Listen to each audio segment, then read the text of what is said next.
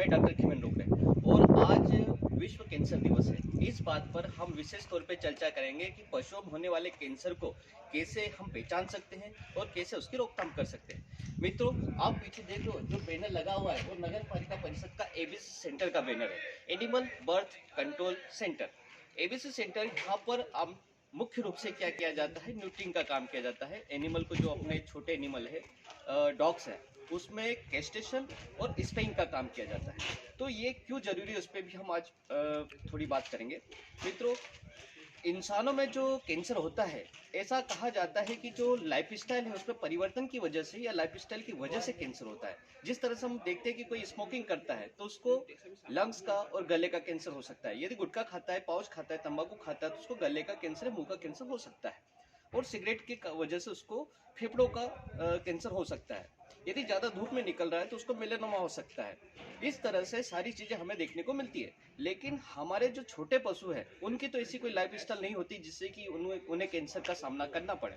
क्या होता है, कई बार हमारे जो पशु होते हैं, यदि हम कैंसर की बात करें, पशुओं में कैंसर की बात करें, तो पेट एनिमल में कैंसर की बात करें तो लगभग 50%, जो कुल कैंसर का जो 50% हिस्सा है वो रिप्रोडक्टिव सिस्टम से रिलेटेड होता है।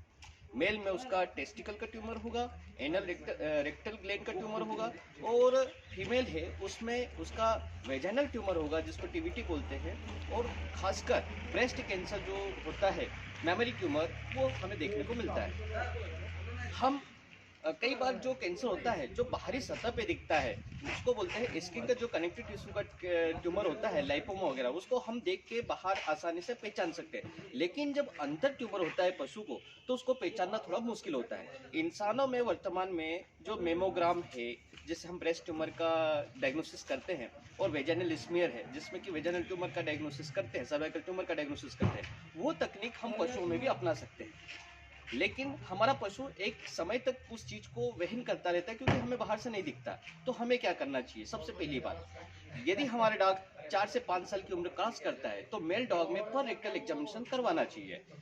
रूटीन एग्जामिनेशन किसी वेटनरी सर्जन से, पशु चिकित्सक से कराना चाहिए, जिससे कि क्या होगा, जो रेक्टल सेल कार्सिनोमा है उसका समय पे हमें पता लग जाए और उसके बाद में उसकी थेरेपी की जा सकती है, उससे अपन बचा सकते हैं। रही बात, यदि वेजाइनल ट्यूमर है या मेमोरी ट्यूमर है, तो इसका भी हम समय पे, यदि 4 से 5 वर्ष की आयु या उससे पहले हम यदि उसकी स्पेइंग या न्यूट्रिंग करवा दें, यदि कैस्ट्रेशन करा दें, तो हम इस चीज़ से बच सकते हैं। क्योंकि मैक्सिमम जो चीज़ें हैं वो हार्मोनल डिसबैलेंस की वजह से हमारे पालतू पशुओं में देखने के लिए मिलती है। इसलिए जो बर्थ कंट्रोल प्रोग्राम है वो कई हद तक कैंसर को रोकने में भी साकार साबित हो रहा है।